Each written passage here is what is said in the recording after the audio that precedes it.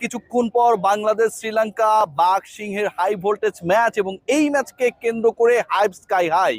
সবশেষ সিরিজে বাংলাদেশ শ্রীলঙ্কাকে হারিয়েছিল 2-1 এবং সেখান থেকে বাংলাদেশ যে মোমেন্টাম টি-20-তে পেয়েছিল সেটা এখনো চলমান। আবারও বলবো যে লাস্ট 7-9টা টি-20-র মধ্যে 7টায় বাংলাদেশ জিতেছে এবং পার্সেন্টেজ করলে সেই সংখ্যাটা 80%-এর কাছাকাছি। বাংলাদেশ দল আজকের ম্যাচে শ্রীলঙ্কাকে হারাতে পারবে।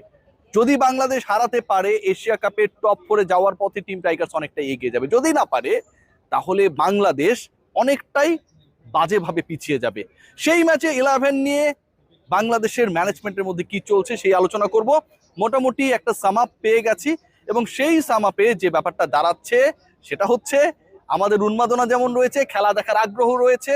যে কোনো ডিভাইসে, যে কোনো নেটওয়ার্ক থেকে আপনি স্মুথ খেলা দেখতে পারবেন অনলি অন টপিতে।